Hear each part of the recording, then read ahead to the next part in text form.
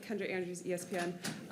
I guess, Jackie, then following up to that question to you, just about, the turnaround from game one to game two. Take us a little bit through your day yesterday, just to get those legs back, and the mindset that you had coming out, especially in that third quarter. Yeah, woke up early yesterday, got some treatment in.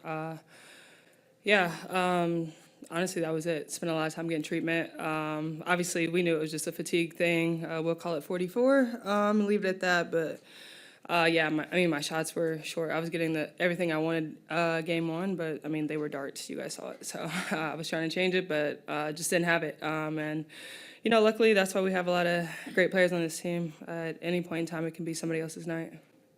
Next question to your left in the second row. Hey, Jackie, Kareem Copeland, Washington Post. I want to go to that third quarter. I asked Becky a minute ago if you guys had identified anything at halftime, and she said no, you kind of took it on your own. What did you see, or what kind of went through your mind to say, okay, this is my time that I can kind of get cooking? Yeah, just being aggressive, I think, is the biggest thing. And then whenever we get stops on defense, we're able to play and transition at the pace that we want to play at. Just being aggressive, and then just saw a couple go through. My teammates were getting me the ball. I was just trying to make the right read, be aggressive, and not turn the ball over. The next question to your right in the front row. This question is for Asia. I see. Becky talked about just you all going through battles and having that chemistry, and obviously you and Jackie and Chelsea have chemistry, but primarily with you and Chelsea, especially in that second quarter, it seemed like you guys were effortless in that second quarter. It looked like kind of like a Kobe and Shaq-ish type vibe that you guys have. Can you talk a little bit about just having the chemistry and having that translate into what you guys were accomplishing in the second quarter? Yeah, I feel like we have all just banked equity with each other off the court, to where on the court we can get just to our spots. We get an understanding of what makes people great. How do we get the best out of them? And when it comes to Chelsea and I particularly, I don't practice catching her passes. It's just a mental thing, and there's the connection that we have out the gate. But she makes my life easy, and I hope that I make her life easier, just because we just flow off each other. We read off each other. But kind of what Jackie was saying, like, we don't get any of that if we don't play out of our defense. And I think that was really what kind of got us going, was we could get stops. We weren't taking the ball out of the rim every single time. And it's kind of hard to get your defense set up. So we just kind of take what the defense gives us. I get mad when Chelsea doesn't shoot because she's trying to pass. And she gets mad when I don't shoot and I'm trying to pass. But that's just a connection that we've built over these years, and I'm grateful for it. Next question to your left in the front row. Asia, a lot of good from tonight's game that you guys can take away from. One point, you guys did have more turnovers than Phoenix, 13-11. Part of that, they play with the high pace. They like to get in transition, balls kind of zipping. And on the other side, you guys are getting to that too. Looking ahead, typically you're one away at this point with 2 wins in the finals, but you need 2. So that margin for error with the turnovers will be a big deal in game 3. How do you manage playing with that pace and tempo, but being safe with the ball? Yeah, I think the biggest thing is for us is just to be patient. I think we were kind of amped considering how game one went. They were knocking down shots left and right, and so I think we were on high alert when it came to that, and it kind of sped us up. But I think if we're just patient on both sides of the basketball, particularly the defensive side, and just kind of let our defense do the work, trust one another, know that there's layers to that, I think we can kind of build on that. But when it comes to the turnovers, I think we could just be patient on offense. I think we sometimes see things and want to try to make the home run pass, but sometimes it may just have to be that good to great, and sometimes it might be the hockey assist and the little things like that. So just being patient on both sides of the basketball could definitely help us. On your right in the second row. Kendra Andrews, ESPN again. This question is for both of you. I'm sure having high volume scoring performances individually is fun on any given night, but how is it more fun to be able to do it together, combining for 60 points tonight between the two? Do you just look at each other out on the court and kind of do that little chuckle right there? Oh man, it's a joy. I mean, take the numbers away. I'm just so proud of Jackie, honestly. Like she's a perfectionist, and when you see someone that works so hard every single day, and then you get to see the hard work paying off, it's a beautiful thing to witness. And I'm so grateful just to be her teammate, to come to work with her every single day. I'm a pain in the ass sometimes when she's not doing her job, because I know that it's there. I know that Jackie Young's there, so I try every single day to bring it out of her. But to be able to witness it on court, you did some nasty stuff today. That's crazy. But to be able to witness it and live it, it's been tons of fun. To your left, row 2.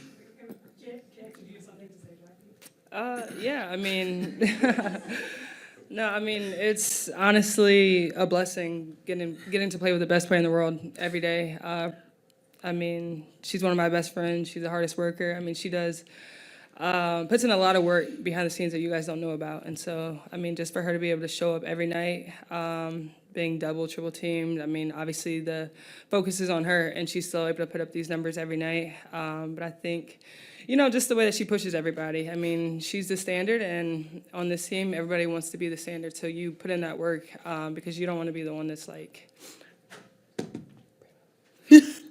Yes. So yeah, we just stay locked in, put in the work. I mean, this team loves to be in the gym, and so yeah, it's just fun being able to play alongside her. To your left in the second row. I guess just building off of that, Asia, had you scored another basket, you guys would have been the first pair of teammates in WNBA finals to score 30 plus. I guess what is your reaction to then coming up 2 points short? Dang, I got to do better. I dropped the ball on that one. Sorry, Jack. But no, we have a joy coming into work every single day and do what we do. And it just shows up like this. But the hard work that we put in to be here is something that we don't take for granted. But dang, I messed up on that one, Jack. Sorry, I owe you a basket. But no, we know that we got to come back out game 3, and it's going to be harder. The emotions are going to be higher, and we just got to show up and still be our true selves and just kind of do us. Next question, second row to your left. Hey, Asia, right here. You were just talking about how hard Jackie works behind the scenes. I'm just curious, what specifically has evolved the most from her during this 2025 season, especially when you think about when she was a rookie in 2019 playing point guard for this team? Yeah, I would say the biggest is her court vision and obviously her three-point shooting. I remember just young Jackie when Bill Lambier told her that she was going to be the point guard, and she's just looking like, I've never played point a day in my life, but okay, let's try it as a professional. And we still trusted her. I still trusted her, but you could tell it was a little hesitant. She was still a little hesitant. And now, here you are, year 7? Yeah. Jesus. Year 7, and she's facilitating. She's throwing dimes. She's doing everything. I mean, shooting transition threes and becoming, I say, one of the best two-way guards in this league. And I think that is just, when you're talking about the evolution of a great player and a pro, is Jackie Young. Did you win Rookie of the Year? Did I what? Did you win Rookie of the Year? No, not even close. Yeah, like, people were raising their eyebrows when we drafted her as 1, and she didn't win Rookie of the Year, and, like, everyone's story is so different. But Jackie's story, the evolution of her has been so great, and, like, that ceiling is so high. It's really no ceiling because she's shattering it. I think every young guard that wants to come into this league should take a page out of Jackie's book of just working hard because it's going to pay off. To your left in the front row. Hey, this is Megan Hall with USA Today. Asia, this question is for you. You kind of mentioned that you've been pouring into Jackie, and I just wanted to know if you'd be willing to share some of the positive affirmations that you've said to her over the course of the season. Without cussing? I think the biggest one would just have to be and I tell this to all my teammates, but particularly Jackie's, like, just remember who you are. Like, remember who you are. Don't let any basket, don't let anything shake you from who you are and how far you've come and how hard you worked to get to this point. And don't let someone just rob it. Like, don't let anyone dim your light. And I think that's something that I share, like I said, with everyone, but particularly Jackie, because I can see it in Jackie's eyes sometimes. And I'm like, no, not you, devil, you ain't gonna get my girl. And so I just kind of pat her on the chest sometimes. We have time for 2 more questions, all the way in the back in the center. Asia, Becky's talked a lot about wanting you guys to handle success really well, and we were talking to her yesterday. She said she thought you guys were doing okay in that regard in the playoffs. So what conversations, if any, did you have going into today to make sure that you would handle the 1-0 success well? And then also, how do you expect to, try and approach that now going to Phoenix up 2-0?